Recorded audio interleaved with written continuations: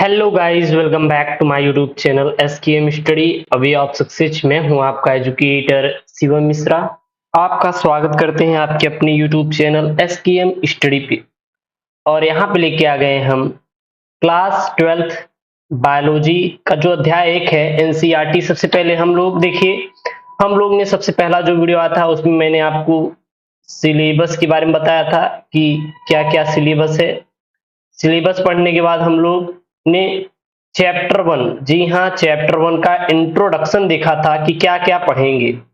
Introduction video आने के बाद अब हम लोग यहाँ पे पहले बुक पढ़ लेंगे, क्योंकि आपको नोट्स बनाने से पहले बुक का ज्ञान होना जरूरी है। तो आपको बुक पढ़ाएंगे, उसके बाद आपका हम वन शॉट में पूरा पूरा जो नोट्स है उसको पढ़ा देंगे। ठीक है ना, जो आपका क्या है पूरा पूरा जो नोट्स है उसको मैं आपको यहाँ पे पढ़ा दूंगा, तो आपका पूरा पूरा कंप्लीट हो जाएगा। क्लियर है? तो हम लोग बुक के बाद क्या पढ़ेंगे, आपका नोट्स को पढ़ेंगे, और जो नोट्स होगा वो पूरा पूरा वन शॉर्ट वीडियो रहेगा, इसमें मिल जाएगा। तो आज का वीडियो लाइक टारगेट हम लोग 1000 वीडियो लाइक टारगेट रखते हैं, और आशा करते हैं कि जो 1000 वीडियो लाइक टारगेट है आप लोग जरूर पहुंचा देंगे। और हाँ, इसका जो पीडीएफ है और जो इसका नोट्स है, क्लास 12 बायोलॉजी का पीडीएफ नोट्स आप पा सकते हैं कहाँ पे, आप एसकेएम स्टडी टेलीग्राम पे। कहाँ प्राप्त प्राप्त कर सकते हैं? एसकेएम स्टडी, जो एसकेएम स्टडी टेलीग्राम है वहां से जाके आप नोट्स डाउनलोड कर पाएंगे। ठीक है ना, एसकेएम स्टडी टेलीग्राम से आप नोट्स डाउनलोड कर पाएंगे। तो ये जो चैप्टर है, ये आपका चैप्टर क्या है, जीवों में जनन, जो कि क्लास 12 बायोलॉजी का अध्याय 1 है। आज मैं आपका पूरा पूरा बुक यहाँ पे पढ़ाऊंगा। कोई भी कहीं से भी आपको समस्या होगी तो बिल्कुल आप कमेंट कर दीजिएगा, एक एक चीजें मैं आपको यहाँ पे क्लियर करवाऊंगा आज। ठीक है ना, तो यहाँ पे हम लोग दो चीजें पढ़ेंगे। क्या क्या पढ़ेंगे? एक हम लोग लैंगिक जनन को पढ़ेंगे, दूसरा आपको अलैंगिक, यानी कि अलैंगिक और लैंगिक जनन को इसमें पढ़ना है।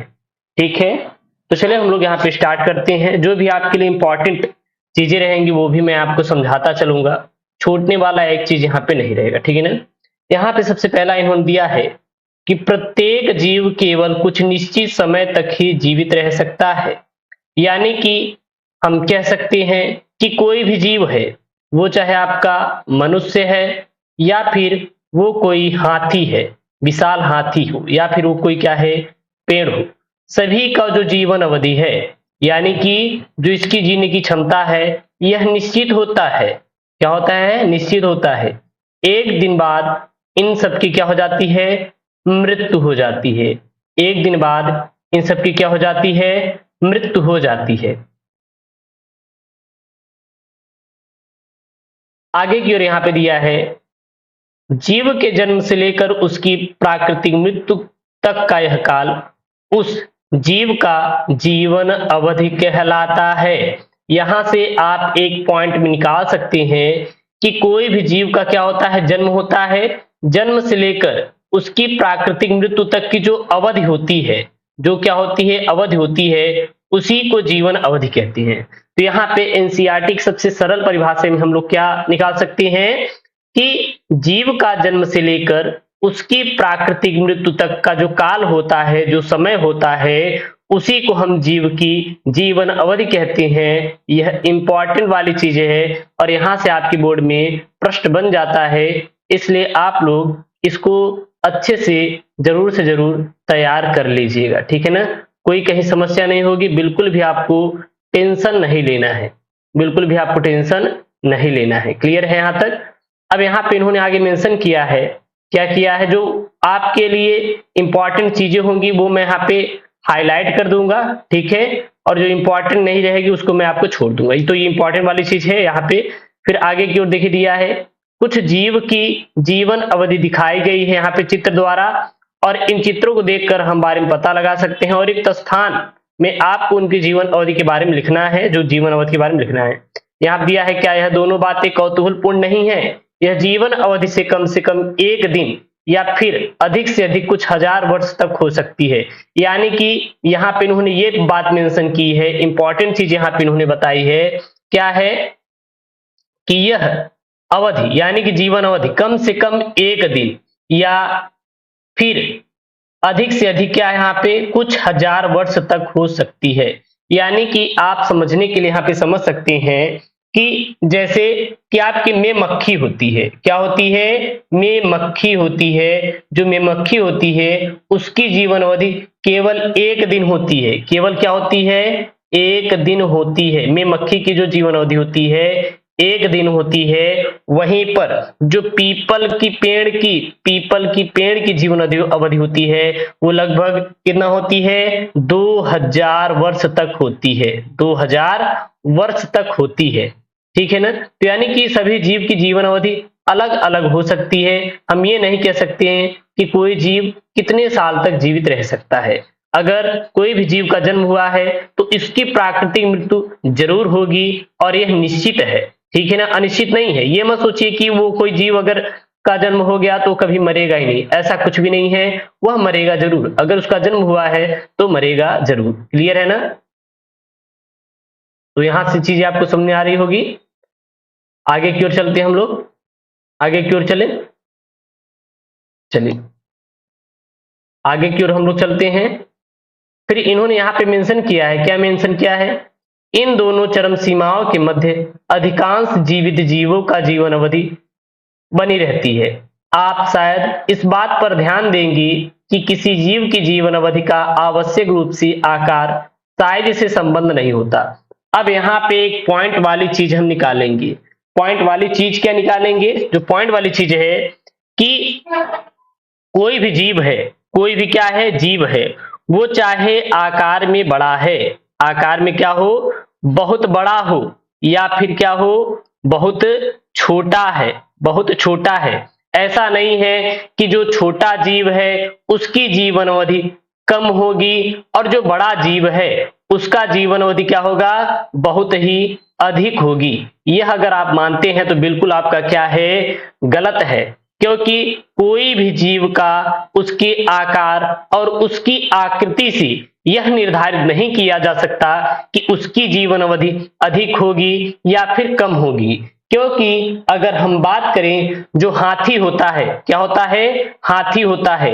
यह आकार में बड़ा होता है कि नहीं? आकार में आप देखेंगे बहुत बड़ा होता है, लेकिन केवल व केवल ये 75 वर्ष तक ही जीवित रह सकता है। वहीं पर अगर हम बात करेंगे तोते की, किसकी बात कर लेते हैं? तोते की बात कर लेते हैं, तो यह आकार में क्या होता है? बहुत ही छोटा होता है। लेकिन इसकी जो जीवन अवधि होती है वो 140 वर्ष होती है। सोचिए, वहीं पे हाथी आकार में बहुत बड़ा है लेकिन वो 75 वर्ष तक जीवित रह सकता है। वहीं पर तोते की बात करें, आकार में बहुत छोटा होता है, लगभग कई गुना ज्यादा कम हाथी से, लेकिन तब भी यह 140 वर्षों तक जीवित रह सकता है। तो यह अगर आप मानते हैं कि कोई जीव बहुत बड़ा है और कोई जीव बहुत छोटा है तो वह कम जीवित रह सकता है, वह बहुत ज्यादा जीवित रह सकता है, तो यह मानना क्या है? बहुत ही गलत है। यह आपको बिल्कुल भी मानना नहीं है कि कोई जीव छोटा है तो बहुत अधिक वर्षों तक जीवित रह सकता है और कोई बड़ा है तो बहुत ही कम तक जीवित रह सकता है। यह गलत है। क्लियर है यहां तक का? यहां तक आप एक हाइलाइटर पॉइंट में लगा सकते हैं कि किसी जीव का जीवन अवधि उसकी जो आवश्यक आकार से यानी कि साइज से संबंध नहीं है। यानी कि कोई भी जीव की जीवन अवधि उसके आकार से संबंध नहीं होता, क्योंकि कौवा और तोते के आकार में कोई अंतर नहीं होता है, फिर भी दोनों के जीवन अवधि में बहुत अंतर होता है। अब बात करेंगे सर तोते का जीवन अवधि कितना होता है और कौवे का जीवन अवधि कितना होता है। तो मैं आपको बता दूं, जो तोते का जीवन अवधि होता है वो 140 वर्ष होता है, वहीं पे जो कौवे का जीवन अवधि होता है वो केवल 15 से 14 वर्ष तक ही उसका जीवन अवधि होता है। तोता केवल 140 वर्षों तक जीवित रह सकता है, वहीं पे कौवा 15 से 14 वर्ष तक ही जीवित रह सकता है। क्लियर है? आगे इन्होंने मेंशन किया है, ठीक इसी प्रकार से आम के वृक्ष की जीवन अवधि जीवन अवधि पीपल के वृक्ष की तुलना में बहुत कम होती है। यहाँ पे कह सकते हैं कि जो आम की जीवन अवधि होती है, आम का जो पेड़ होता है, आम का पेड़ होता है, इसकी बात करेंगे जीवन अवधि का, और वहीं पे पीपल की जीवन अवधि की बात करेंगे। तो जो आम के पेड़ की जीवन अवधि होती है और जो पीपल के पेड़ की जीवन अवधि होती है, क्या होती है? बहुत ही कम होती है। अब आपसे मैं एक प्रश्न पूछना चाहूंगा कि आम के पेड़ की जीवन अवधि क्या होती है?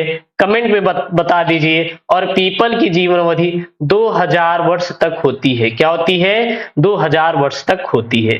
ठीक है, इन्होंने आगे की ओर मेंशन किया है, जीवन अवधि भले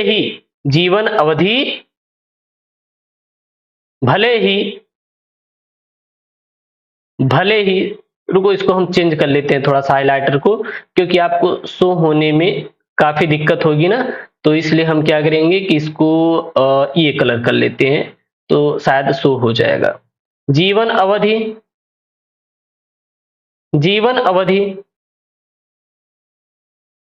भले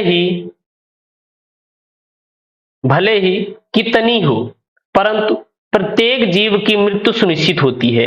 यानी कि अगर हम बात करेंगे जीवन अवधि की, यदि कोई जीव 2000 वर्ष तक जीवित रह सकता है या फिर कोई जीव 1 दिन तक जीवित रह सकता है, तो ऐसा नहीं कहा जा सकता कि इसकी मृत्यु जल्दी हो जाएगी और इसकी मृत्यु बाद में होगी। लेकिन ऐसा नहीं है कि अगर वो बहुत ज्यादा वर्ष तक है तो जीता ही रहेगा, ऐसा मानना क्या है हमारा? गलत है। आगे यहाँ पे है, एक कोष की जीवों को छोड़कर कोई भी जीव अमर नहीं है। अब यहाँ पे बात समझिएगा, पॉइंट वाली चीज है। इस पॉइंट वाली चीज को आप लोग जरूर से जरूर ध्यान दीजिए। यहाँ पे इन्होंने क्या बोला है कि एक कोष की जीवों को छोड़कर कोई भी जीव अमर नहीं है। एक कोष की जीवों को छोड़कर कोई भी जीव क्या है प्यारे बच्चों? अमर नहीं है। ये पॉइंट वाली चीज है। तो एक यहां से प्रश्न बनेगा, नीट हो या फिर बोर्ड में, ऐसा कौन सा जीव है जो कि अमर प्राणी होता है? क्या होता है? अमर प्राणी होता है। तो जितने भी एक कोष की जीव होते हैं वो सभी क्या कहलाते हैं? आपके अमर प्राणी कहलाते हैं। यानी कि अमर प्राणी के शब्द का अर्थ होता है, शब्द का मतलब होता है कि उनकी मृत्यु नहीं हो सकती, यानी कि वो क्या है? अमर है। फिर यहाँ पे है, हम क्यों कहते हैं कि एक कोष की जीव की प्राकृतिक मृत्यु नहीं होती? क्योंकि वो जो होते हैं वो एक अमर प्राणी होती हैं, इसलिए हम ये नहीं कह सकते कि एक कोष की जीवों की प्राकृतिक मृत्यु हो सकती है। इस वास्तविकता को जानते हुए क्या आपको आश्चर्य नहीं होता कि हजारों वर्षों से पृथ्वी पर पादपों तथा पशु पक्षियों की विभिन्न स्पीशीज की विशाल संख्या विद्यमान है और जीवित जीवों में कुछ प्रक्रियाएं अवश्य ऐसी हैं जिनसे यह निरंतरता सुनिश्चित होती है। हाँ, यहाँ हम जन्म का उल्लेख कर रहे हैं जिसे हम निश्चित मानते हैं। यानी कि यहाँ पे एक पॉइंट वाली चीज है, इसको याद रखना, जो कि आपके नीट या बोर्ड एग्जाम में पूछ लिया जाता है। कहीं से भी आपको कोई भी प्रॉब्लम नहीं होगी। जितना भी हो सकेगा हम बेहतर से बेहतर कोशिश करेंगे आपको पढ़ाने के लिए। बस आप इसी लगन के साथ हमारे साथ आपको मेहनत करना है, हो गया। तो यहाँ पे एक आप हाईलाइटेड कर लीजिए कि जीवित जीवों में कुछ प्रक्रिया अवश्य ही ऐसी है जिनसे निरंतरता सुनिश्चित होती है, और यह किसके द्वारा होती है? जनन के द्वारा। तो याद रखिएगा ये पॉइंट वाली चीज कि जो जीव होते हैं उनके जो वंश होते हैं वो चलता रहता है। क्यों चलता रहता है? क्योंकि जनन के द्वारा ही उनका वंश जो है चलता रहता है। इतनी सारी चीजें हो गई। अब यहाँ पे हम बात करेंगे, कुछ जीव हैं जिनकी जीवन अवधि के बारे में हम लोग एक एक करके पढ़ेंगे, ठीक है ना। तो सबसे पहले यहाँ पे हाथी का दिखाया गया है कि चलिए बताइए भैया, हाथी की जीवन अवधि कितनी होती है? हाथी की जो जीवन अवधि होती है ये यहाँ पे क्या है? यहाँ पे हाथी ही तो है ना, ये क्या है? ये हाथी है। हाथी की जीवन अवधि कितनी होती है? तो हाथी की जीवन अवधि जो होती है वो 75 वर्ष तक होती है। हाथी कितने वर्ष तक जीवित रह सकता है? 75 वर्ष तक जीवित रह सकता है। वही बात करेंगे गुलाब कितने वर्ष जीवित रह सकता है? 5 से 7 वर्षों तक गुलाब जीवित रह सकता है। गुलाब कितने वर्षों तक जीवित रह सकता है? 5 से 7 वर्षों तक। फिर बात करें कुत्ते की, यानी कुत्ते की कितना जीवन अवधि होता है? तो ये कुत्ता जो होता है 15 से 16 वर्ष तक मात्र जीवित रह सकता है। कुत्ता 15 से 16 वर्ष तक ही जीवित रह सकता है। तितली कितने से रह सकती है जीवित? 1 से 2 हफ्ते तक तितली जीवित रह सकती है। वहीं पे बात करेंगे कौवे की, तो कौवे की जो जीवन काल होती है 15 वर्ष तक होती है। कौवे की जीवन काल कितनी होती है? 15 वर्ष तक होती है। वही बात करें केले की, तो केले की जीवन अवधि कितनी होती है? तो केले की जो जीवन अवधि होती है यह 25 वर्ष होती है। केले की जीवन अवधि कितनी वर्ष तक होती है? 25 वर्षों तक केले की जीवन अवधि होती है। वही बात करेंगे गाय यानी कि काऊ। काऊ की जीवन अवधि कितनी होती है? तो 26 से 27 वर्षों तक, 26 से 27 वर्षों तक गाय जीवित रह सकती है, यानी कि जो जीवन अवधि होती है गाय की 26 से 27 वर्षों तक होती है। तोते कितनी होती है? 140 वर्षों तक होती है। तोता यहाँ देखिए शो किया गया है, आप तोते को देख सकते हैं, कितना प्यारा तोता है ना, है कि नहीं? कितना प्यारा तोता। तो यहाँ पे इस तोते को आप देख सकते हैं, क्लियर है। उसकी हम बात करेंगे मगरमच्छ की। मगरमच्छ कितने साल तक जीवित रह सकता है? मगरमच्छ देखिए यहाँ पे क्या है, ये मगरमच्छ है, तो मगरमच्छ जो है यह 60 वर्षों तक जीवित रह सकता है। फिर बात करेंगे घोड़े की। ये क्या है आपका? ये है घोड़ा, हॉर्स। हॉर्स मतलब क्या होता है आपका? घोड़ा होता है। घोड़े की जीवन अवधि कितनी होती है? 50 वर्ष होती है। याद रखिएगा, घोड़े की जीवन अवधि कितनी होती है? 50 वर्षों तक होती है। फल मक्खी क्या होती है आपकी? फल मक्खी। तो फल मक्खी की कितनी होती है जीवन अवधि? इसको आपको कमेंट बॉक्स में बताना है कि सर फल मक्खी की जीवन अवधि इतनी ही होती है, और आप लोग कमेंट बॉक्स में छाप डालो कि फल मक्खी की जीवन अवधि कितनी होती है। चलिए, धान की जीवन अवधि, राइस की जीवन अवधि कितनी होती है? 3 से 4 माह, यानी कि 3 से 4 महीने में आपकी धान तैयार हो जाती है। तो धान की जीवन अवधि हम कह सकते हैं 3 से 4 महीने तक जीवन अवधि होती है। वही बात करेंगे कछुए की जीवन अवधि, तो कछुए की जीवन अवधि 100 से 150 वर्षों तक यह जीवित रह सकता है, और यह किसका है? कछुए का जीवन अवधि होती है। वही बात करेंगे बरगद की, तो मैंने कई बार बरगदों के बारे में बताया है। 2000 वर्षों तक जीवन अवधि होती है बरगद की, यानी कोई भी बरगद 2000 वर्षों तक जीवित रह सकता है। यहाँ पे कुछ अनुमानित जीवों की जीवन अवधि बताया गया, यानी कुछ जीवों की अनुमानित जीवन अवधि के बारे में इन्होंने दिया है। क्लियर है यहाँ तक? यहाँ तक क्लियर कि नहीं? अगर आपको कोई भी दिक्कत कहीं से भी आ रही है तो बिल्कुल आप कमेंट कर देंगे। अब चलिए हम लोग आगे की ओर चलते हैं।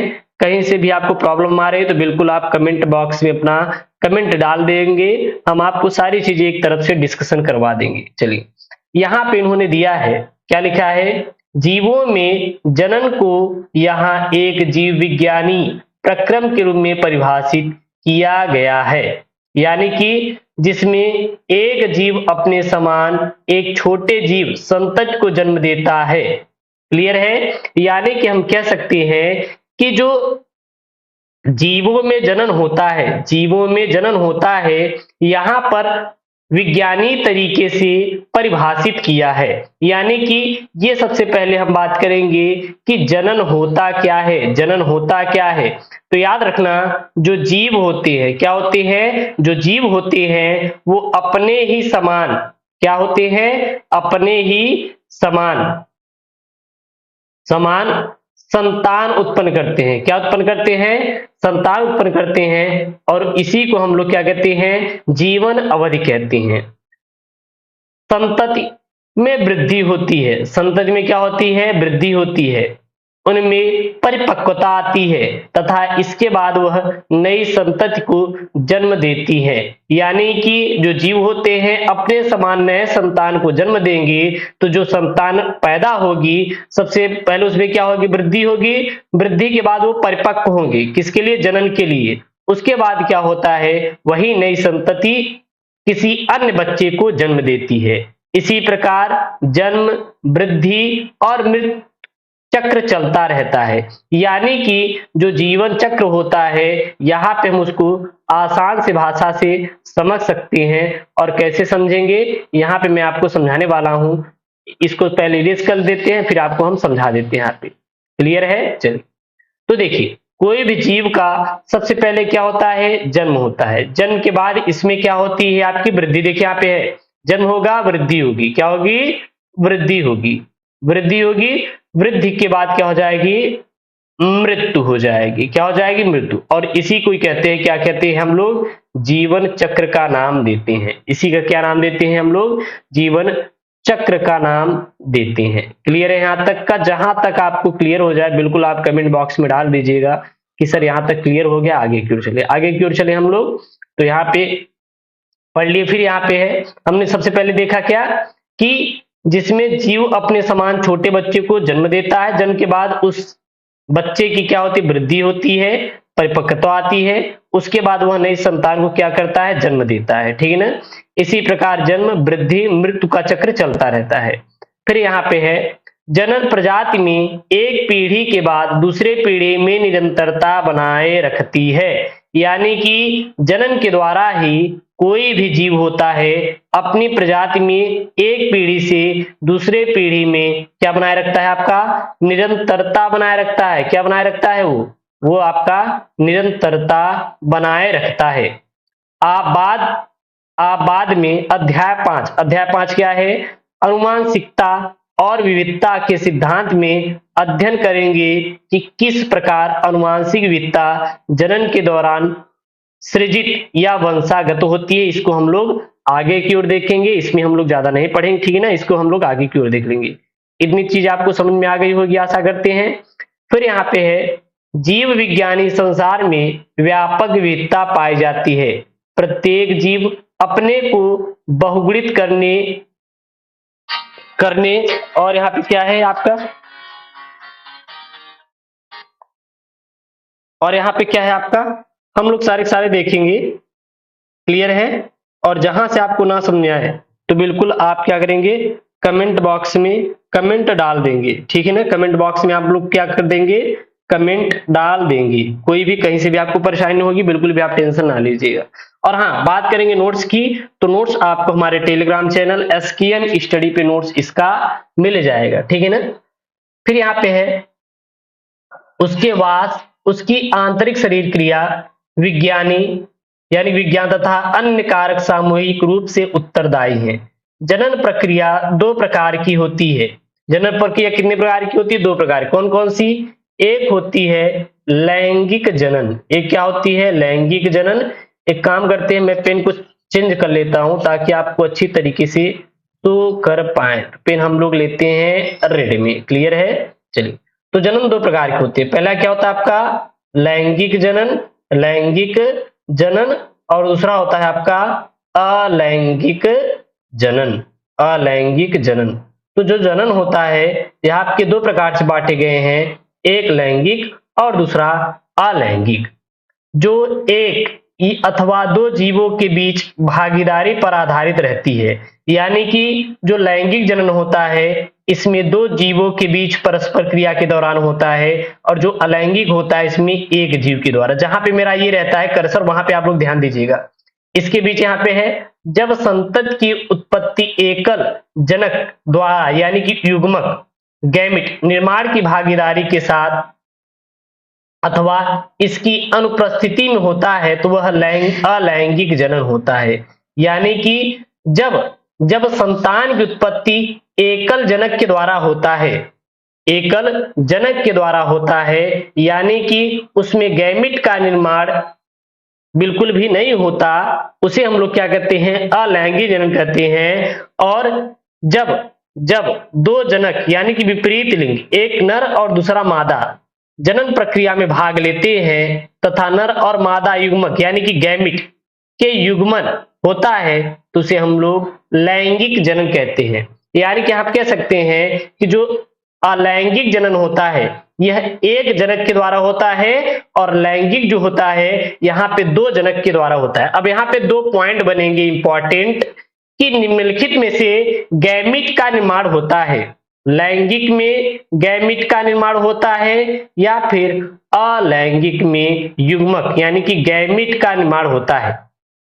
तो हमेशा और हमेशा याद रखिएगा, लैंगिक जन्म में गैमिट का निर्माण होता है, अलैंगिक जन्म में गैमिट का निर्माण नहीं होता है। यहां तक आप लोग याद रखेंगे, काफी इंपॉर्टेंट वाली चीजों को मैं यहाँ पे सारा डिस्कशन करा रहा हूं। अब यहाँ पे आता है अलैंगिक जनन। क्या आएगा आपका? अलैंगिक जनन आएगा। तो यहाँ पे है, इस विधि में एकल जीव यानी कि जनन संतत उत्पन्न करने की क्षमता रखता है। इसके परिणाम स्वरूप जो संतत उत्पन्न होती है वह केवल एक दूसरे के समरूप ही नहीं बल्कि अपने जनक के एकदम समान होती है। क्या यह संतत अनुवांशिक रूप से भी समान होगी अथवा भिन्न होती है? अब देखिएगा, यहां पे वो बताया है कि जब एक जीव के द्वारा कोई भी संतान बनेगी, जब एक जीव के द्वारा, तो उसमें जो संतान बनेगी वह अनुवांशिक रूप से क्या होगी? समान होगी। और अनुवांशिक रूप से समान किसकी होगी? अपने जनक से, अपने माता पिता से। लेकिन जब यही जीव की उत्पत्ति जो होती है आपकी लैंगिक जन्म के द्वारा होती है, तो वहां पे क्या होती है? भिन्न होती है, क्योंकि इसमें दो जीव पार्टिसिपेट करेंगी। क्लियर है? अगला इन्होंने यहाँ पे मेंशन किया है कि अनुवांशिक रूप से समान जीवों के लिए क्लोन शब्द की रचना की गई है। यानी कि जब जनक और जो इसके संतति होगी, क्या होगी? संतति यानी संतान। जब जो संतानें होती है जनक के समान दिखाई देती हैं, उसे हम लोग क्या नाम देते हैं? क्लोन का नाम देते हैं। यानी कि जब जीवों में अनुवांशिक रूप से समानता पाई जाती है, यानी कि अनुवांशिक रूप से समान जीवों के लिए क्लोन शब्द का नाम दिए हैं। फिर यहाँ पे हम लोग देखते हैं, जीवों के विभिन्न वर्गों के मध्य पाए जाने वाले अलैंगिक जनन विस्तृत रूप से अध्ययन करेंगे। और अलैंगिक जनन सामान्य रूप से एकल जीव, पादप तथा जीव अपेक्षाकृत साधारण जीव आदि में पाया जाता है। प्रजीव तथा एक केंद्र की जीव प्रोटिस्टा और मोनेरा में जनक कोशिका के दो विभक्त होकर नए जीव को जन्म देती हैं। इन जीवों में समसूत्री कोशिका विभाजन होता है और एक प्रकार से जनन की क्रियाविधि है। बहुत से एकल कोशिका जीव द्विखंडन में उत्पन्न होते हैं, जिनमें एक कोशिका के दो भागों में विभक्त हो जाती है और प्रत्येक भाग वयस्क के रूप में तीव्रता से क्या करता है? वृद्धि करता है। तो यहाँ पे कुछ फिगर दिखाए गए हैं, इसको हम लोग बाद में समझेंगे, ठीक है ना? तो चलिए देख लेते हैं। सबसे पहले हम लोग ऊपर की ओर देख लेते हैं। देखिएगा,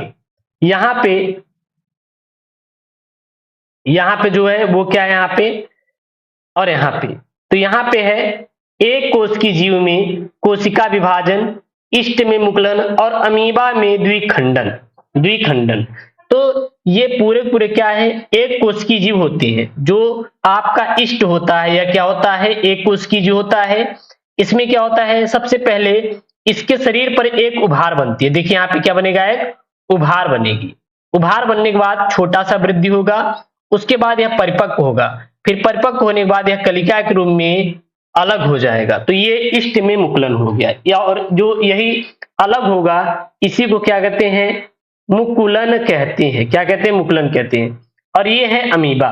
अमीबा का सबसे पहले बाहरी भाग सिकुड़ता है।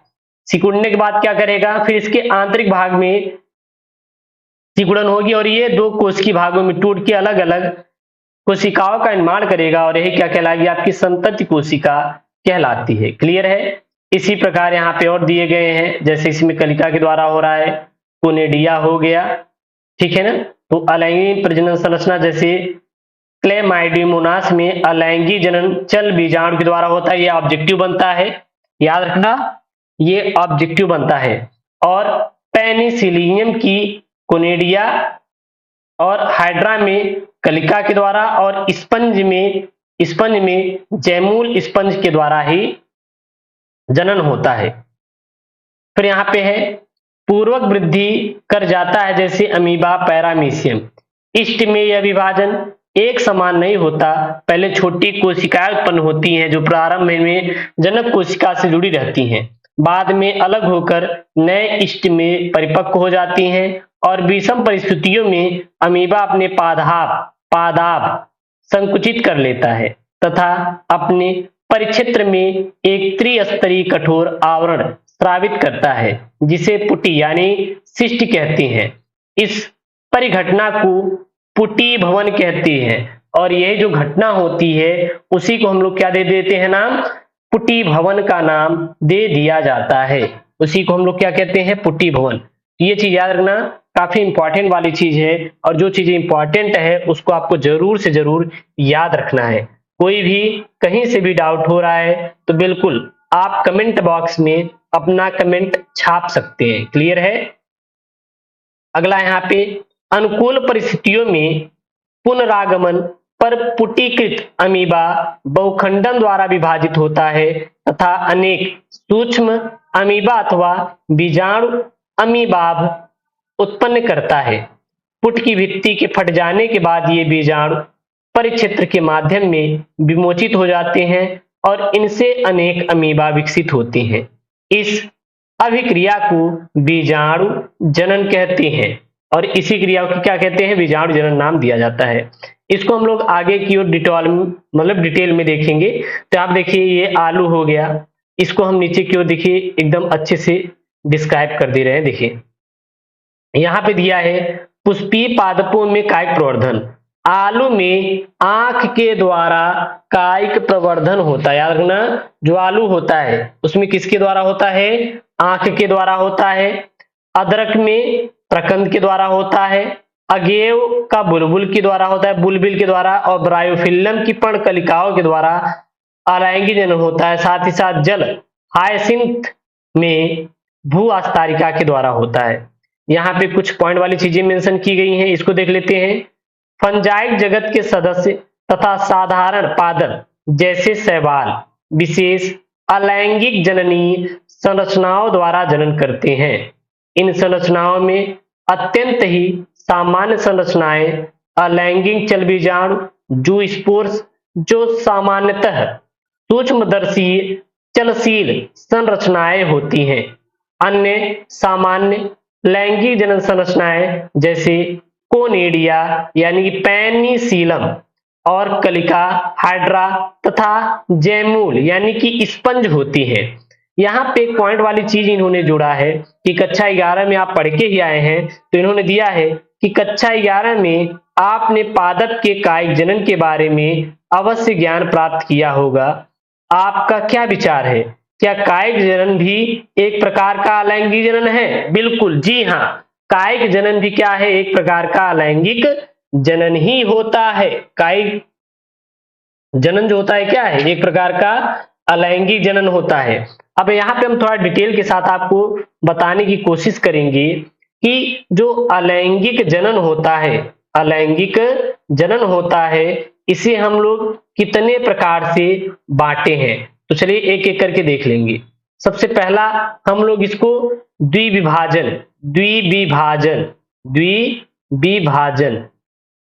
अलैंगिक जनन, और आपका अगला क्या है, बहुखंडन। क्या है, बहुखंडन। फिर क्या है, प्लाज्मोटोमी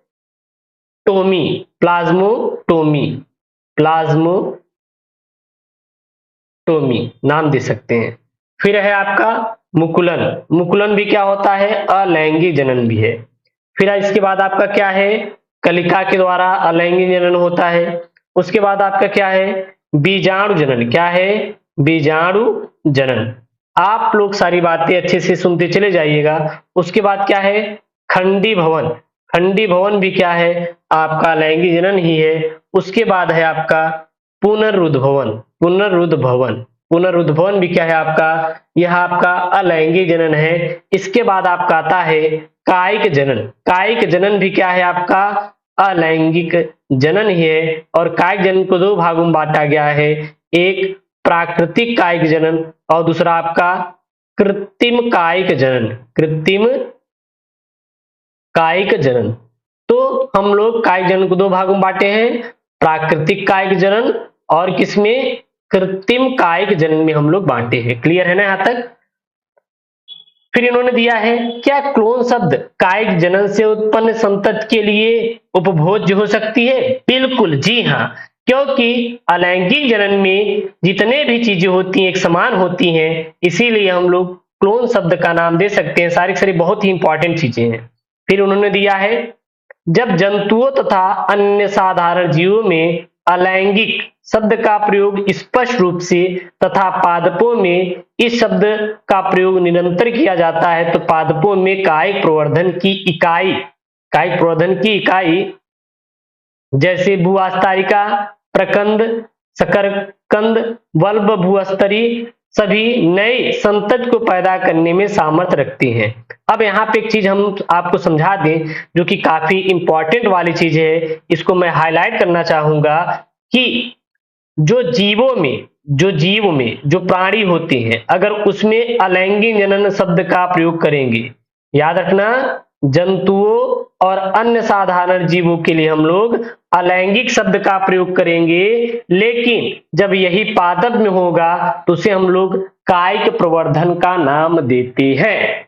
ठीक है, ये पॉइंट वाली चीज है, याद रखना। अगर जब ये अलैंगिक जनन जंतु में होगा या फिर कोई अन्य साधारण जीव में, तो वहां पे अलैंगिक का नाम दे देंगे।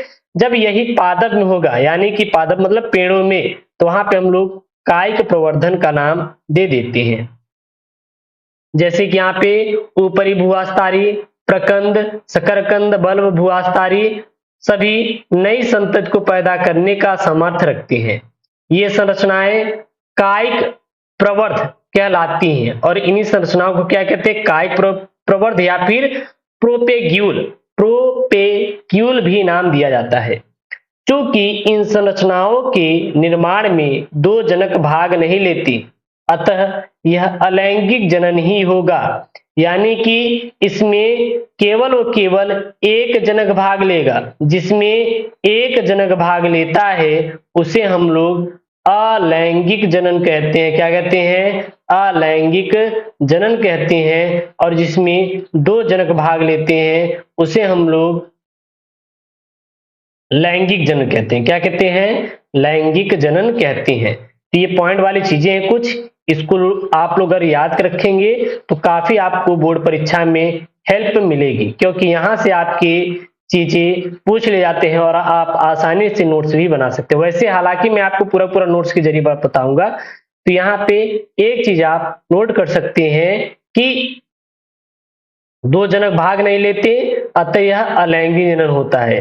क्योंकि जो आपका ऊपरी भूअस्तारी, प्रकंद, शकरकंद, बल्ब, ये किसके द्वारा होते हैं? ये सभी कायिक प्रवर्धन के द्वारा होता है। और जब कायिक प्रवर्धन को अलैंगिक जनन नाम देंगे। क्यों देंगे अलैंगिक जनन? क्योंकि केवल इसमें एक ही जनक भाग लेता है।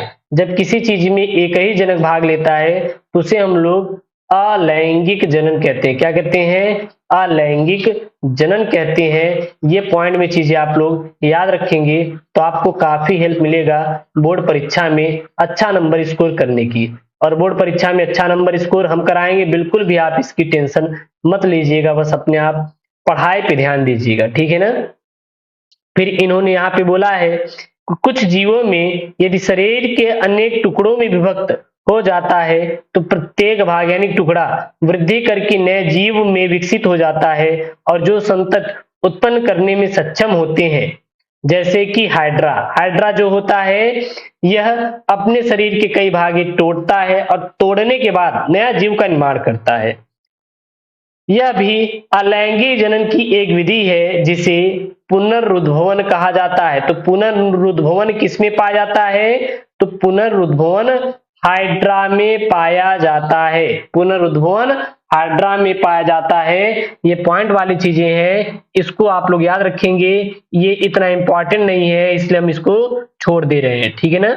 इसके बाद यहाँ पे हम लोग देखेंगे आलू, गन्ना, केला, अदरक, डहेलिया जैसे पादपों की खेती किस प्रकार की जाती है? क्या आपने आलू के कंद पर स्थित कलिका, जिसे आग भी कहते हैं, से और केले तथा अदरक के प्रकंद से नन्हा सा पादप निकलता हुआ देखा है? अब यहाँ पे एक चीज है, कि जो आलू होता है, जो गन्ना होता है और केला और अदरक, साथ ही साथ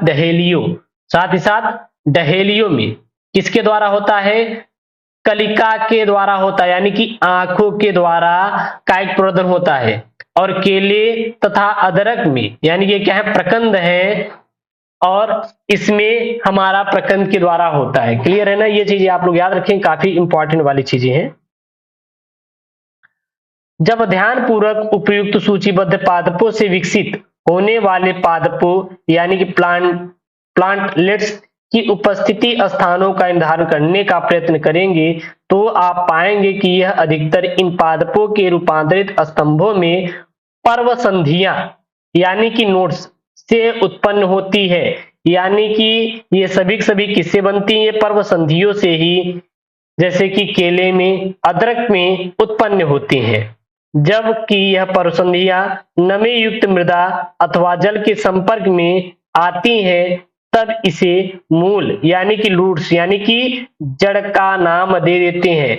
तो केले में और याद रखना अदरक में, केले में और अदरक में किसके द्वारा कायिक प्रवर्धन होता है? जड़ के द्वारा, यानी कि पर्वसंधियों के द्वारा। क्या देते हैं? पर्वसंधियों के द्वारा होता है। ठीक है ना? याद रखना।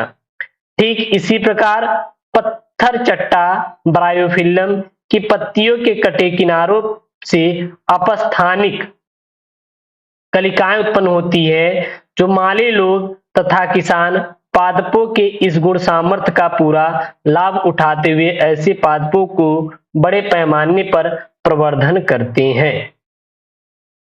यहाँ पे आगे की ओर है, ध्यान देने योग्य रोचक बात यह है कि अपेक्षाकृत साधारण जीवों में अलैंगिक जनन ही जनन की सामान्य विधि होती है। यानी कि जो साधारण जीव होते हैं उसमें कौन सा जनन होता है? उसमें आपका अलैंगिक जनन होता है। आपके साधारण जीव में कौन सा जनन होता है? तो अलैंगिक जनन होता है। जैसे शैवाल, फंजाई, ये प्रतिकूल परिस्थितियों के आरंभन से पूर्व जनन की लैंगिक विधि की ओर बढ़ने लगती हैं। यह पता कैसे करें कि किस प्रकार अलैंगिक जनन प्रतिकूल परिस्थितियों में इन जीवों को जीवित रहने में सहायता करता है? तो लैंगिक जनन ऐसी परिस्थितियों में सफलतापूर्वक क्यों संपन्न होती है? उच्च श्रेणी के पादपों में दोनों विधियां यानी कि अलैंगिक यानी कि इसको कहते हैं कायिक जनन तथा लैंगिक द्वारा जनन देखा जा सकता है। दूसरी ओर अधिकांश जंतुओं में जनन की केवल और केवल लैंगिक विधि होती है। क्लियर है? अब बात करेंगे हम लोग लैंगिक जनन के बारे में। अभी हम लोग ने अलैंगिक जनन के बारे में पढ़ा था, लेकिन अब हम लोग पढ़ने वाले हैं लैंगिक जनन के बारे में। तो लैंगिक जनन के अंतर्गत एक जीव से अथवा अभिमुख यानी विपरीत लिंग वाले भिन्न जीवों द्वारा नर और मादा युग्मक का निर्माण शामिल है। यह युग्मक आपस में मिलकर युग्मनज जायकोट का निर्माण करते हैं, जिससे आगे चलकर नए जीव का निर्माण होता है। यह अलैंगिक जनन की तुलना में एक विस्तृत, जटिल और धीमी प्रक्रिया है। अब यहाँ पे हम लोग एग्जाम पॉइंट ऑफ व्यू से इंपॉर्टेंट फैक्ट निकालेंगे। इंपॉर्टेंट फैक्ट क्या निकालेंगे? लैंगिक जनन एकल जीव के द्वारा होता है, यानी कि इसमें केवल इसमें दो जीव भाग लेते हैं। क्या लेते हैं? दो जीव भाग लेते हैं, और इसमें गैमिटों का निर्माण होता है। किसका निर्माण होता है? गैमिटों का निर्माण होता है। यह विस्तृत यानी कि बड़ी, और जटिल यानी कि कठोर, और धीमी यानी कि धीरे धीरे होने वाली प्रक्रिया है। क्योंकि मान के चलिए यदि कोई भी स्त्री लड़की जब प्रेग्नेंट होती है तो उसको बच्चा उत्पन्न करने में 9 महीने का समय लगता है कि नहीं? जो 9 महीने है ये न कहीं बहुत लॉन्ग टर्म है, बहुत देरी तक चलेगा। नर तथा मादा युग्मकों के युग्मन से जो लैंगिक जनन संपन्न होता है, उसके परिणाम स्वरूप जो संतति उत्पन्न होती है वह अपने जनकों के अथवा आपस भी समरूप नहीं होती। यानी कि कह सकते हैं कि अलैंगिक जनन में जो संतानें प्राप्त होती हैं वो जनकों के समान नहीं दिखाई देती, वो जनकों के समान नहीं दिखाई देंगी। क्यों? क्योंकि इसमें एक नर और एक मादा दोनों मिलके कोई जीव का क्या करेंगे, निर्माण करेंगे। और जब नर और मादा मिलकर जीव का निर्माण करते हैं तो डीएनए दोनों का अलग अलग होगा, तो बच्चे में भी जो डीएनए होगा वो दोनों से क्या होगा, अलग होगा, क्योंकि 50% इसका डीएनए 50% इसका क्या मिलेगा, 100%। तो क्या यह अपने माँ बाप के समान होगा? बिल्कुल भी नहीं होगा। क्यों नहीं होगा? क्योंकि इन सभी का डीएनए अलग अलग है, इसलिए इनका समान नहीं होगा। तो जो पॉइंट वाली चीजें हैं मैं लिखवाते चल रहा हूं ताकि आप अच्छे से तैयार कर लें और अपने बोर्ड में अच्छा नंबर ले आ सके। और हाँ, वीडियो को लाइक करें, चैनल को सब्सक्राइब करें, अपने दोस्तों के साथ वीडियोस को जरूर से जरूर और ज्यादा से ज्यादा शेयर करें। क्लियर है यहाँ तक? फिर यहाँ पे इन्होंने लिखा है कि पादप जंतु अथवा फंजय जैसे वैविध पूर्ण जीवों के अध्ययन से पता चलता है कि यद्यपि यह बाह्य आकारिकी, आंतरिक संरचनाओं और शरीर क्रिया में एक दूसरे से अलग है, परंतु जब यह लैंगिक प्रजनन के लिए एक दूसरे के निकट आते हैं तब वह एक जैसे पैटर्न को अपनाते हैं।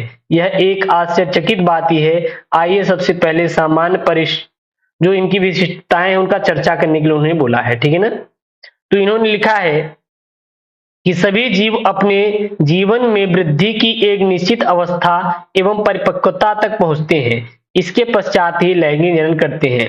वृद्धि का यह काल किशोरावस्था की प्रावस्था है और पादपों में यह अवस्था कायिक प्रावस्था, और यह प्रावस्थाएं विभिन्न जीवों में अलग अलग अवधि तक होती है। यानी कि कह सकते हैं जो जीव होते हैं वो क्या करते हैं, वृद्धि होती है, और वृद्धि जो होती है यह एक निश्चित अवस्था तक ही होती है और परिपक्वता तक पहुंचते हैं। ऐसा नहीं है कि कोई व्यक्ति है वो वृद्धि अब 30 साल तक किया, अब हो गया 50 साल तक, क्या वो वृद्धि करेगा? बिल्कुल भी वृद्धि नहीं करेगा।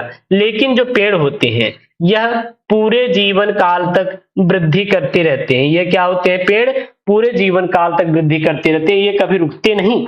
एक चीज याद रखना, ठीक है। और जो यह निश्चित अवस्था और जो परिपक्वता होती है, यदि कोई जीव जंतु है तो इसे हम लोग किशोरावस्था कह देंगे मनुष्य है, और यदि यह पादप है तो क्या कह देते हैं, यह कायिक प्रावस्था है। किशोरावस्था या कायिक प्रावस्था की समाप्ति ही जनन प्रावस्था का आरंभ होता है। जब किशोरावस्था समाप्त होता है या कायिक प्रावस्था समाप्त होता है तब जनन प्रावस्था आता है।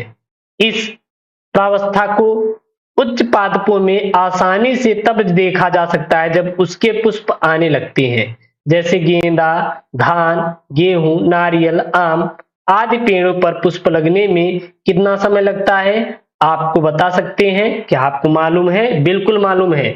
धान में और गेहूं में 3 से 4 महीने का समय लगता है। अब के पेड़ ऐसे हैं कि 6 महीने बाद ही आम के पेड़ वो आम देना शुरू कर देते हैं। तो पहले वो ग्रोथ करेंगे, उसके बाद ही वो फल देंगे। जब वो फल देंगे तो उसे हम लोग क्या कह देंगे? फूल देंगे, जनन प्रावस्था। जब तक वो वृद्धि करेंगे उसे हम लोग कायिक प्रावस्था का नाम दे देंगे, ठीक है। यहाँ पे फिर उतने हैं, उससे ज्यादा आपको कोई दिक्कत नहीं है, यहाँ पे आप पढ़ने की दिक्कत नहीं है। लेकिन यहाँ पे जो पॉइंट वाली चीज है मैं इसको आपको जरूर पढ़ाना चाहूंगा और ये काफी इंपॉर्टेंट है। फिर यहाँ पे देखते हैं हम लोग, यहाँ पे ये यहाँ पे है कि अपने क्षेत्र में लगे कुछ वृक्षों का निरीक्षण करो। क्या प्रतिवर्ष इन वृक्षों के माह में पुष्प लगते हैं? जिस माह में पिछले वर्ष लगे थे, आप ऐसा क्यों सोचते हैं कि आम, सेब, कटहल आदि जैसे फल मौसमी होती हैं? क्योंकि इसमें साल भर में एक ही तो बार फल लगते हैं ना, इसीलिए तो हम कहते हैं कि कटहल, आम, सेब मौसमी फल होते हैं। लेकिन वहीं पे अगर अन्न की बात करें उसको कहते हैं ये मौसमी नहीं है, एनी टाइम फलते रहते हैं। क्या आप कुछ ऐसे भी पादप हैं क्या आपके पास जिसमें वर्ष भर पुष्पीकरण होता रहता है तथा कुछ मौसम के आधार पर पुष्प निकलते हैं? पादप वार्षिक तथा द्विवार्षिक किस्म के होते हैं, अतः यह स्पष्टतः कायिक जनन या जीर्यमान प्रावस्थाओं को प्रदर्शित करते हैं। परंतु बहुवर्षीय जातियों में इन प्रावस्थाओं को स्पष्ट करने से परिभाषित करना कठिन होता है। यानी कि जो कुछ पादप होते हैं वह एक वर्षीय होते हैं और कुछ बहुवर्षीय होते हैं। एक वर्षीय मतलब एक वर्ष में केवल एक ही बार फल देंगे, और जो द्विवर्षीय होते हैं 6 महीने पर यानी 2 बार फल देंगे। कुछ पादप असामान्य रूप से पुष्पीकरण की क्रिया को प्रदर्शित करते हैं।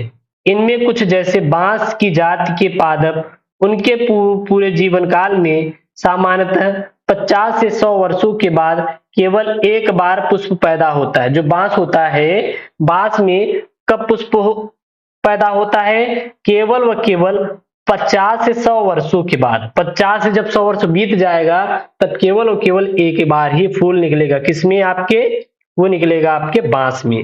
क्लियर है? परिणाम स्वरूप एक बड़ी संख्या में फल उत्पन्न होते हैं और मर जाते हैं, और जब इसमें फल लगता है तो ये क्या हो जाते हैं? सूख जाते हैं, मर जाते हैं।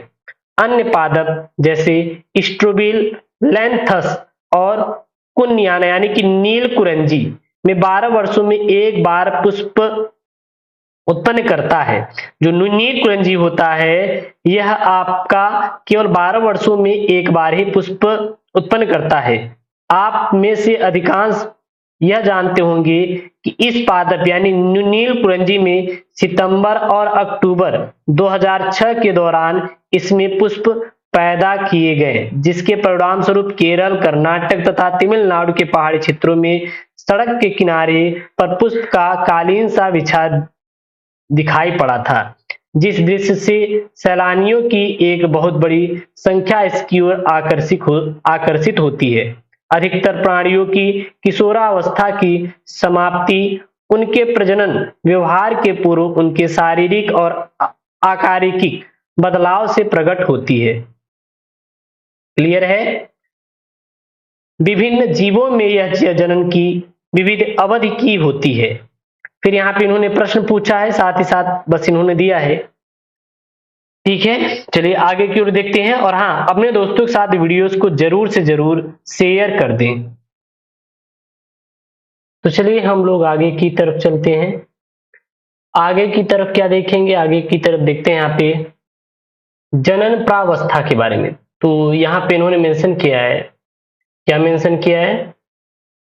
जनन प्रावस्था के दौरान अपरास्तनी मादा के अंडाशय की सक्रियता में चक्रिक तथा सहायक वाहिका और हार्मोन्स में परिवर्तन आने लगते हैं। नॉन प्राइमेट स्तनधारियों जैसे गाय, भेड़, चूहों, हिरण, कुत्ता आदि में जनन के दौरान ऐसे चक्रिक परिवर्तन देखे गए हैं जिन्हें मध चक्र कहते हैं। अब हम बात करते हैं मध चक्र के बारे में। तो ये जो मध चक्र होता है यानी कि ओएस्ट्रस साइकिल किसे कहते हैं? ओएस्ट्रस साइकिल क्या होता है? ओएस्ट्रस साइकिल कब होते हैं?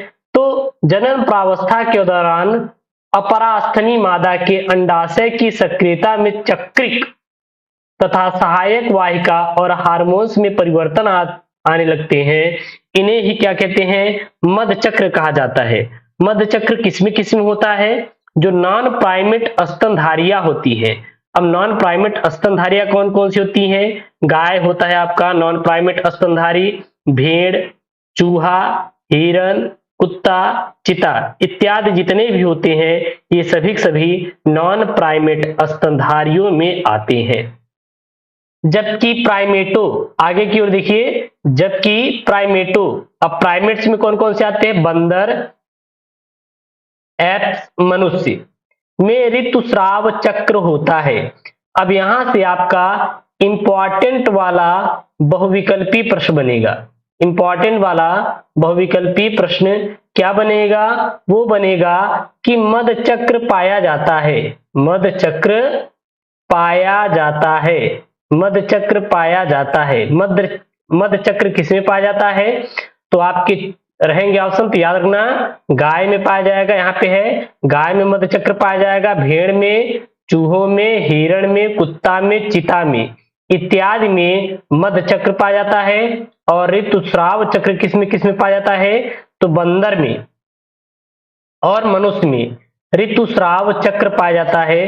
तो जो इंपॉर्टेंट यहाँ पे मैंने कुछ पॉइंट आपको लिखाए हैं, समझा रहे हैं एनसीईआरटी कक्षा 12वीं बुक के माध्यम से, इन्हें आप अच्छे से तैयार कर लीजिए, ठीक है ना। ये काफी इंपॉर्टेंट वाले हैं, काफी इंपॉर्टेंट वाले, और काफी ये हेल्प करेंगे आपके बोर्ड एग्जाम में। तो यदि आप बोर्ड में चाहते हैं 95% प्लस स्कोर करना, तो बिल्कुल आप इन सभी को तैयार कर लें। अधिकांश स्तनधारियों, विशेषकर जो प्राकृतिक रूप से वनों में रहते हैं, अपने जनन प्रावस्था के दौरान अनुकूल परिस्थितियों में ऐसे चक्र का प्रदर्शन करते हैं। इसी कारण इन्हें ऋतुनिष्ठ अथवा मौसमी प्रजनक कहते हैं। अधिकांशतः स्तनधारियां अपने पूर्ण जनन काल में जनन के लिए सक्रिय होती हैं और इसी कारण इन्हें सतत प्रजनक भी कहते हैं। अब सतत प्रजनक क्या होते हैं? सतत प्रजनक और ऋतुनिष्ठ प्रजनक या मौसमी प्रजनक किसे कहते हैं? यहाँ पे दो चीजें एक आई हुई है। कौन कौन सी चीजें आई हुई है यहाँ पे हम हाईलाइटेड करना चाहेंगे। तो यहाँ पे दो चीजों का, दो बातों का उल्लेख किया गया है, एक मौसमी प्रजनक के बारे में और दूसरा सतत प्रजनक के बारे में। तो मौसमी प्रजनक क्या होते हैं? जो अपने जनन प्रावस्था के दौरान अनुकूल परिस्थितियों में ऐसे चक्र का प्रदर्शन करते हैं, ठीक है ना। जैसे कि स्तनधारियां प्राकृतिक रूप वनों में रहते हैं और ये अपने अनुकूल परिस्थितियों को प्रदर्शन करते हैं। केवल मौसम में ही, एक निश्चित मौसम होता है, उसी में अपना प्रजनन करते हैं, इसीलिए हम इन्हें मौसमी प्रजनक कहते हैं। और सतत प्रजनक क्या होते हैं? अधिकांश स्तनधारियां ऐसे होते हैं जो पूर्ण जीवन काल में जनन के लिए सक्रिय होते हैं, उन्हें हम लोग सतत प्रजनक कहते हैं। उन्हें क्या कहते हैं? सतत प्रजनक कहा जाता है। इस तथ्य से सभी परिचित हैं कि हम सभी आयु में बढ़ते हैं।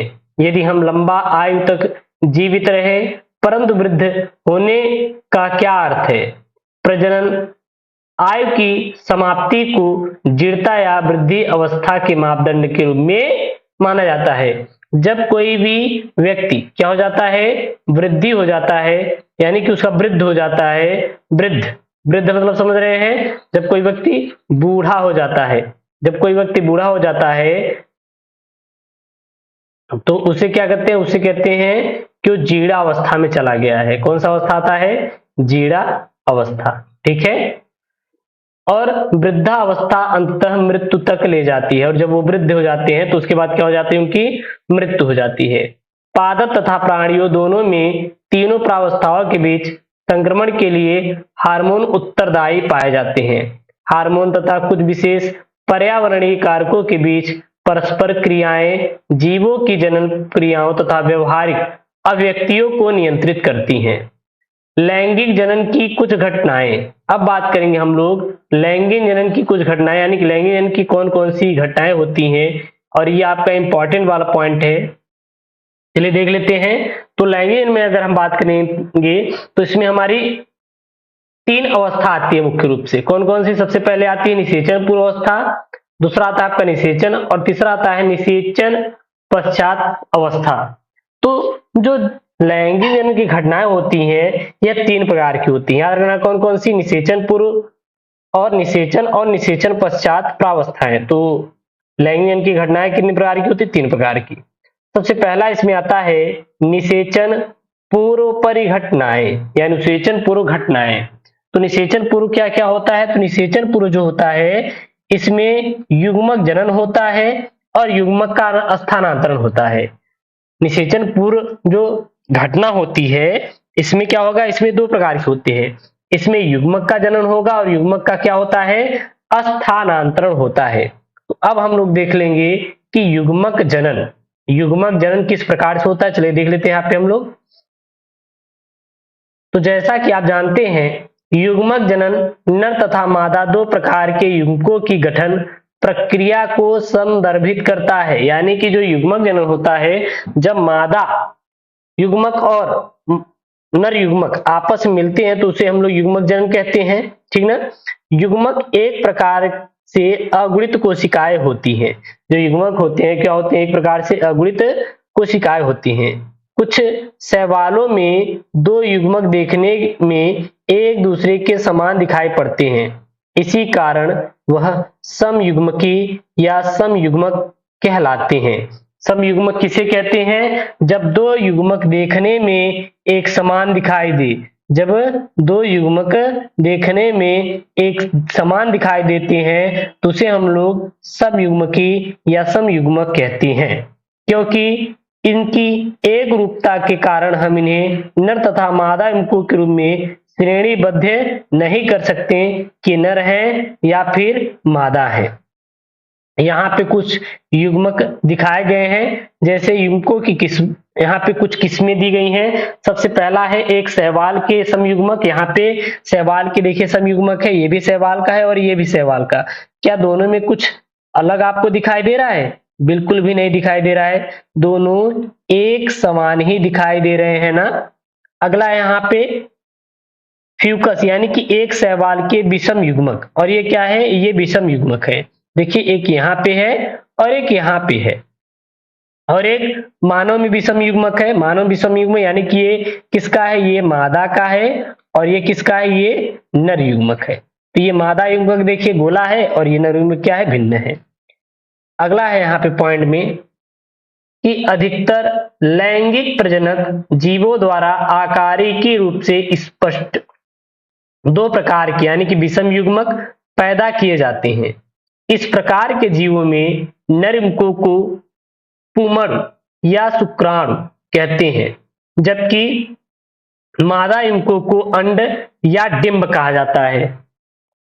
तो यहाँ पे एक चीज हमको समझ में आया या आपको समझ में आया होगा, क्या समझ में आया? जो कि पॉइंट वाली चीज है। अब यहाँ पे मैं हाईलाइटेड करूंगा, जो मैं हाईलाइट करूंगा उस पे आप लोग विशेष ध्यान दीजिएगा, और अगर आपके पास नोट है तो आप इसको नोट कर लीजिए कि नर युग्मक को शुक्राणु या पुमड़ कहते हैं।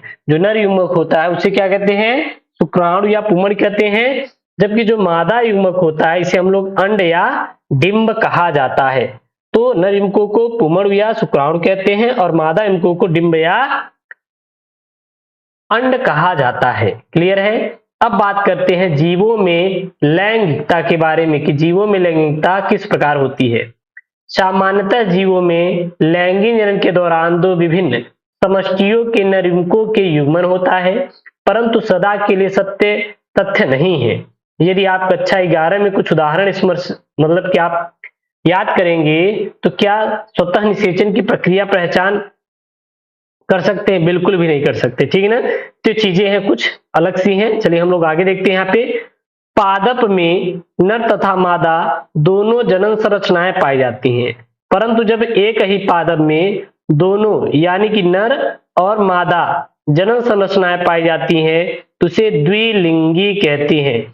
अब यहां से हम लोग द्विलिंगी की परिभाषा निकाल सकते हैं। द्विलिंगी की परिभाषा निकाल सकते हैं। क्या निकाल सकते हैं? जब एक ही पादप में दोनों यानी कि नर तथा मादा जनन संरचनाएं पाई जाती हैं तो उसे द्विलिंगी कहते हैं, अथवा जब भिन्न भिन्न पादपों में ये चीजें होती हैं यानी कि नर अलग में और मादा अलग में तो उसे हम लोग एक लिंगी कहते हैं, ठीक है ना। बहुत सी फंजाई तथा पादपों में द्विलिंगी स्थिति को उल्लेखित करने के लिए उभयलिंगाश्रयी या समथैलसी शब्द का प्रयोग करते हैं। तो द्विलिंगी को ही और हम लोग क्या कहते हैं? उभयलिंगी या समथैलसी भी कहते हैं। ये पॉइंट वाली चीजें है, याद रखना। और एक लैंगिकता की स्थिति को उल्लेखित करने के लिए एक लिंगाश्रयी या विषमथैलसी शब्द का प्रयोग करते हैं। क्लियर यहाँ तक? और जहां से आपको कोई दिक्कत आए तो बिल्कुल आप कमेंट कर दीजिएगा। अगला यहाँ पे पुष्पीय पादपों में एक लिंगी नर पुष्प पुंकेसरी होता है, अर्थात पुंकेसर परागकण वहन करने के लिए, जबकि मादा पुष्प स्त्री केसर अथवा स्त्री केसर धारण किए रहता है। यानी कि जो नर होता है, जो नर पुष्प होता है उसमें परागकण पाए जाएंगे पुंकेसर, और जो मादा पुष्प होगा उसमें स्त्री केसर रहता है। कुछ पुष्पीय पादपों में एक अकेला पादप उभयलिंगाश्रयी नर या मादा दोनों लिंगी हो सकता है, और इनमें पैदा होने वाले पुष्प एक लिंगी तथा द्विलिंगी हो सकते हैं। जबकि कुछ मादा पुष्प स्त्री केसर अथवा स्त्री केसर धारण करता है। उभय लिंगाश्रयी पादपों के कुछ उदाहरण जैसे कुकरबीट और नारियल वृक्ष, जबकि पपीता, खजूर एक लिंगाश्रयी के उदाहरण होती है। तो द्विलिंगाश्रयी के उदाहरण क्या है? नारियल का वृक्ष होता है, नारियल का वृक्ष होता है। नारियल के वृक्ष के साथ साथ और क्या होता है? नारियल के वृक्ष के साथ साथ आपका जो पपीता होता है, सॉरी कुकरबीट होते हैं। और एक लिंगाश्रयी के उदाहरण जैसे पपीता होता है। क्लियर है यहाँ पे? तो और यहाँ पे देख सकते हैं एक लिंगाश्रयी, और ये उतने इंपॉर्टेंट नहीं है, चलिए हम लोग आगे की ओर देख लेते हैं। यहाँ पे कुछ आपको दिए गए हैं फिगर, आप इसको देख सकते हैं, जैसे नर है, ठीक है ना। यहाँ पे इसमें वृषण ये यहाँ पे रहता है। तो यहाँ पे कुछ आपको फिगर दिए गए हैं क्लास 12 बायोलॉजी की तरफ से। ये मादा है, ये नर है, ठीक है ना। यहाँ पे देखिए ये पुंकेसर है, पुंकेसर मतलब ये नर है, और ये स्त्री केसर, इसको कहते हैं अंडप। क्या कहा जाता है आपका? अंडप कहा जाता है। क्लियर है ना यहाँ पे? चलिए अगला देखते हैं हम लोग। यहाँ पे पॉइंट वाली चीज दी है उन्होंने। अर्ध सूत्राणु यानी क्रोमोसोम और द्विगुणित टूयन गुणसूत्रों की संख्या तथा कुछ जीवों में अगुणित यन संख्या को रिक्त स्थान को आपको भरना है। जैसे मनुष्यों में 46 होता है, यानी कि 23, क्योंकि ये टूयन है, ये टूयन है और ये यन है। यहाँ पे टूयन में रहेगा, यहाँ पे यन रहेगा। घरेलू मक्खी में 12 यानी कि यहाँ पे टूयन, यहाँ पे यन है। तो अगर हमें यहाँ पे टूयन दिए हैं, अगर हमें इसका वैल्यू दी है 12, तो हमें यन का निकालना है। तो यन बराबर क्या हो जाएगा? 12/2, यानी टोटल करेंगे तो 6 आ जाएगा। तो यहाँ पे क्या हो जाएगा? घरेलू मक्खी में अर्धसूत्राणु 12 है गुणसूत्र की संख्या, तो युग्मकों में गुणसूत्र की संख्या कितने होंगे? 6 होंगे। फिर है चूहा, चूहा में यहाँ पे कितना दिया है? 21 दिया है। तो 21 को 2 से हाफ कर दीजिए, तो कहेंगे सर 10.5 आ रहा है। तो यहाँ पे आप लिख सकते हैं 11 लिख सकते हैं, 11 और 10 कुछ भी हो सकता है। उसके बाद कुत्ता है, कुत्ते को 2 से डिवाइड कर दीजिए, यहाँ पे मिल जाएगा इसका, ठीक है। सॉरी मिस्टेक हो गई, एक सेकेंड मिस्टेक हो गया। यहाँ पे देखिए, यहाँ पे 21 है, तो यहाँ पे 21, यहाँ पे 2 है, तो 2 गुणित 21 यानी कि आपका क्या हो जाएगा? 42 हो जाएगा। 78 को 2 से डिवाइड कर दीजिए, 4 हो जाएगा, और यहाँ पे आपका मिल जाएगा, निकल जाएगा नहीं यहाँ पे, तो इसको डिवाइड कर सकते हैं, ठीक है ना।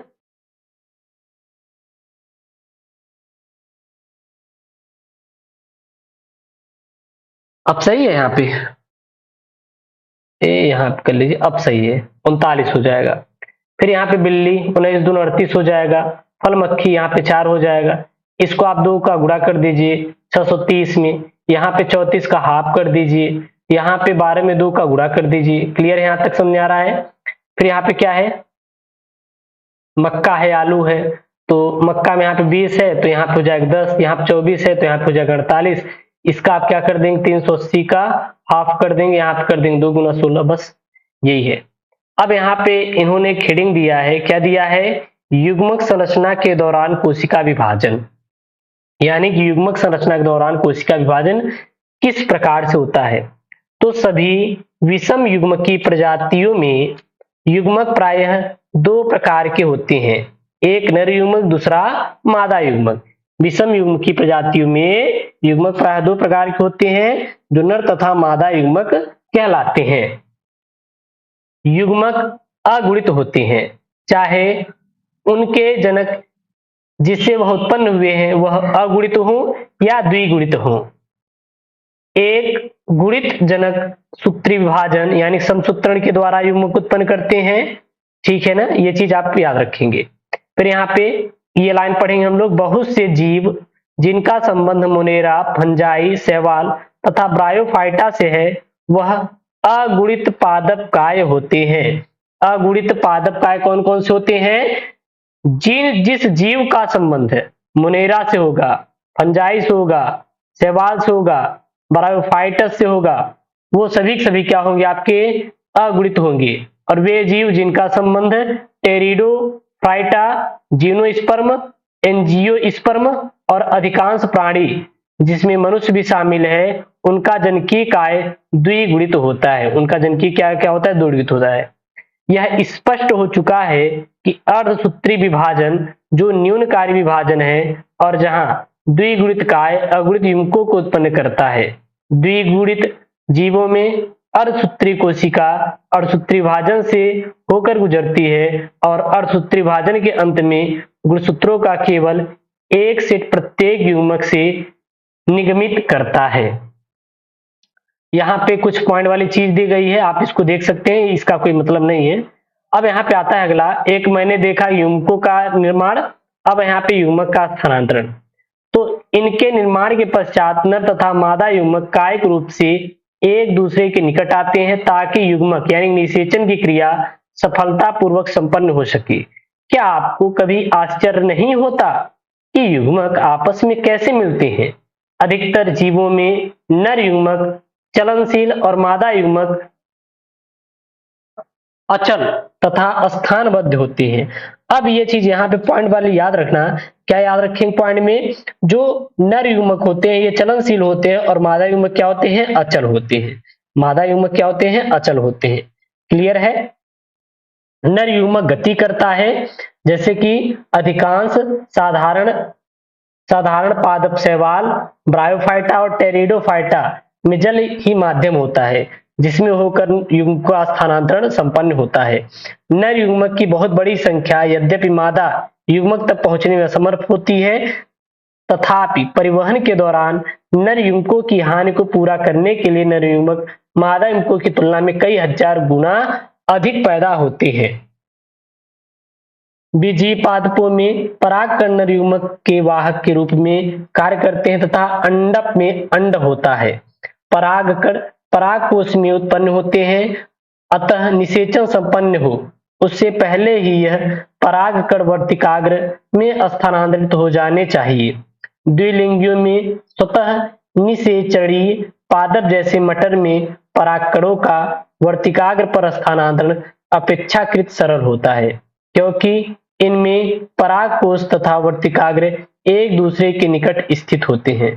परागकण जैसे ही झड़ने लगते हैं उसके बाद तुरंत ये वर्तिकाग्र के संपर्क में आते हैं और परपरागित पादपों में, जिसमें एक लिंगाश्रयी पादप शामिल है, इस विशिष्ट घटना को परागण यानी कि पॉलिनेशन कहते हैं।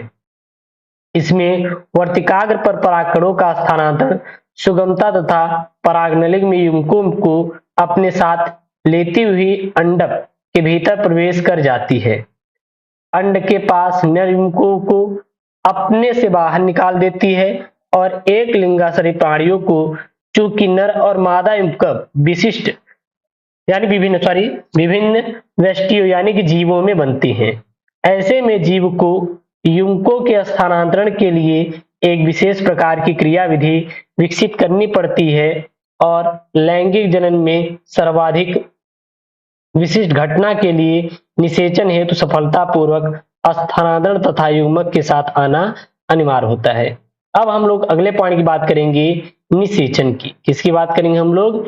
निषेचन की बात करेंगे। और ये काफी आपका इंपॉर्टेंट पॉइंट है, क्योंकि यहाँ से आपका प्रश्न बन ही जाता है। तो चलिए देख लेते हैं। लैंगिक जनन की सर्वाधिक महत्वपूर्ण एवं रोमांचक घटना संभवतः युग्मक का युग्मन है, और यह प्रक्रिया युग्मक संलयन यानी कि साइनगैमी कहलाती है, जिसके परिणाम स्वरूप द्विगुणित युग्मन यानी जाइगोट का निर्माण होता है। और इस प्रक्रिया के लिए भी निषेचन बहुधा प्रयोग किया जाता है। यद्यपि युग्मक संलयन तथा निषेचन शब्दों का प्रयोग बहुधा होता है, हालांकि ये एक दूसरे क्या है? पूरक है, यानी कि अलग अलग है। परंतु तब क्या होगा जब ये अलग है? इसको छोड़ दीजिए, हम लोग यहाँ से देखेंगे। कहाँ देखेंगे? यहाँ से। रोटी, फर्श, मधुमक्खी, यहाँ तक कि कुछ छिपकलियों, पक्षी यानी टर्की आदि में बिना निषेचन अर्थात नर युग्मक के युग्मन के बिना ही मादा युग्मक नए जीव का निर्माण होना अनिषेक जनन कहलाता है। तो अनिषेक जनन क्या होता है? अनिषेक जनन जिसमें बिना ही मादा युग्मक नए जीव का निर्माण होना ही बिना निषेचन से ही यानी बिना निषेचन से ही युग्मक का निर्माण होना अनिषेक जनन कहलाता है। किसमें किसमें होता है? रोटी फर्श में, मधुमक्खियों में होता है और छिपकलियों, साथ ही साथ कुछ टर्की पक्षियां होती है उसमें भी अनिषेक जनन होता है। युग्मक संलयन कहाँ संपन्न होता है उसको देखते हैं। तो अधिकतर जलीय जीवों जैसे शैवालों तथा मछलियों में, यहाँ तक कि जल स्थलचर प्राणियों में युग्मक संलयन बाहरी माध्यम जल अर्थात जीव के शरीर के बाहर संपन्न होता है। इस प्रकार के युग्मक संलयन को बाह्य निषेचन कहा जाता है। जब निषेचन की क्रिया यानी जब युग्मक संलयन शरीर के बाहर होता है उसे हम लोग बाह्य निषेचन कहते हैं। क्लियर है यहां तक का? जैसे किस में होता है बाह्य निषेचन? बाह्य निषेचन बॉनीफिश और मेढकों में होता है जहां भारी संख्या में संतान पैदा होते हैं, परंतु इनमें सबसे बड़ी कमी यह है कि संतान शिकारियों का शिकार होने जैसी नाजुक स्थिति से गुजरना पड़ता है। क्लियर है? अगला यहाँ पे है बहुत सारे स्थलीय जीव जैसे फंजाई, उच्च श्रेणी के प्राणी जैसे सरीसृप, पक्षी, स्तनधारी एवं अधिकतर पादप जैसे ब्रायोफाइटर, टेरिडोफाइटस और जीनोस्पर्म तथा एंजियोस्पर्म में युग्मक संलयन शरीर के बाहर संपन्न होता है। शरीर के भीतर उत्पन्न संपन्न होता है या उनके भीतर ही होता है और इसी क्रिया को हम लोग आंतरिक निषेचन करते हैं यानी कि इंटरनल फर्टिलाइजेशन कहते हैं। इन सभी जीवों में अंडों की रचना मादा के शरीर के भीतर होती है जहां पर वह नर युग्मक से संगलित कर जाते हैं और आंतरिक निषेचन प्रदर्शित करने वाले जीवों में नर युग्मक चलनशील होते हैं और उन्हें अंडे के साथ युग्मनन करने के लिए अंडे तक पहुंचना होता है। इस प्रक्रिया में हेतु शुक्राणु पैदा होते हैं और उनकी संख्या विशाल होती है यानी बहुत सारे शुक्राणु होते हैं जो अंडे उत्पन्न करते हैं। जो अंडे उत्पन्न होते हैं उनकी संख्या की अपेक्षाकृत कम होती है और फिर वहां पे पहुंचकर वो अपना क्रिया करते हैं। इसके बाद आपका आता है निषेचन पश्च घटना। निषेचन के बाद क्या होती है? तो निषेचन के बाद सबसे पहले जानते हैं कि निषेचन पश्च घटना होती क्या है। तो लैंगिक जनन में होने वाली घटनाओं के पश्चात ही युग्मनज का निर्माण होता है और यही निषेचन पश्च घटना या फिर पश्च निषेचन घटना कहलाती है। इसी को ही क्या नाम दे देते हैं? निषेचन पश्च घटना का नाम दे देते हैं। अब आपका आता है युग्मनज, क्योंकि निषेचन जब हो जाएगा तो उसके बाद आपका युग्मनज का निर्माण होगा। तो ये युग्मनज क्या होता है भैया, इसको देख लेते हैं। तो द्विगुणित युग्मनज का निर्माण सभी लैंगिक जनन करने वाले जीवों में सर्वव्यापी है, यानी जितने भी लैंगिक जनन करने वाले जीव हैं सभी में द्विगुणित युग्मनज का निर्माण होता है।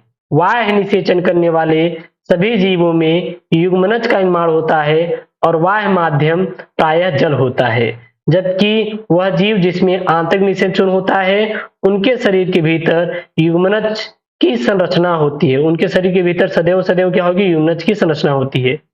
युग्मनज के आगे का विकास जीव के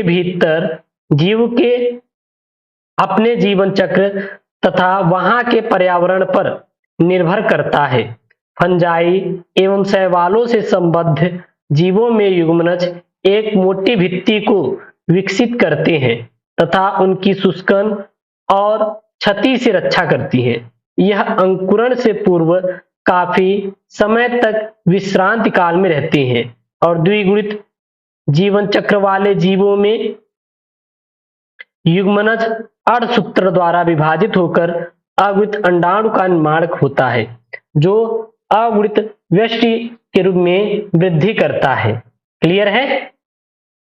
युग्मनज एक पीढ़ी से दूसरे पीढ़ी के जीव के बीच का महत्वपूर्ण कड़ी है जो प्रजातियों की निरंतरता को सुनिश्चित करती है। प्रत्येक लैंगिक प्रजनक जीव यहाँ तक कि मानव जीवन की शुरुआत एक एकल कोशिका युग्मनज के रूप में होती है। अब हम बात करते हैं भ्रूणोद्भव की, क्योंकि निषेचन पश्च घटना में आपका युग्मनज का निर्माण होगा, फिर आएगा भ्रूणोद्भव। तो भ्रूणोद्भव युग्मनज से भ्रूण के विकास की प्रक्रिया को संदर्भित करता है।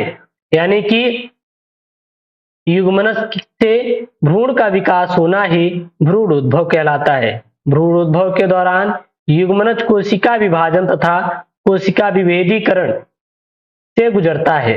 भ्रूण विकास के दौरान जहां कोशिका विभाजन से कोशिकाओं की संख्या में वृद्धि होती है, वहीं कोशिका विभेदीकरण से कोशिकाओं के समूह एक निश्चित रूपांतरण से गुजरकर विशेषीकृत ऊतकों एवं अंगों की रचना करते हैं, जिसके परिणाम स्वरूप जीव का निर्माण होता है। और आपने अपनी पिछली कक्षा में कोशिका विभाजन तथा विभेदीकरण प्रक्रिया के विषय में अध्ययन जरूर किए होंगे। प्राणियों को अंडप्रजक तथा सजीव प्रजक श्रेणियों में विभक्त किया गया है। जो प्राणियां होती है इसको किसमें बांटा गया है? इसको हम लोगों ने अंडप्रजक और सजीव प्रजक के रूप में बांटा है। युग्मनज ने मादा जनक के शरीर के बाहर विकास किया है अथवा भीतर उसका जन्म निषेचित या अनिषेचित अंडे से हुआ है अथवा शिशु के रूप में प्रसव से जन्म हुआ है।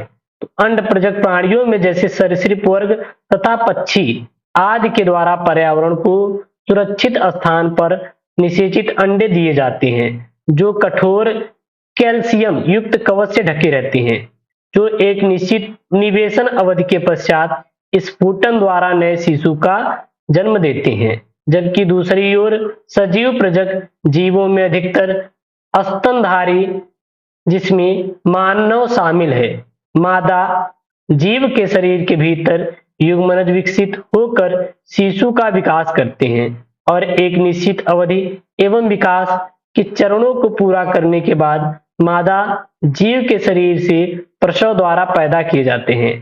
भ्रूणी सही देखभाल तथा संरक्षण के कारण सजीव प्रजक जीवों के उत्तर जीवित रहने का सुअवसर बढ़ा देते हैं।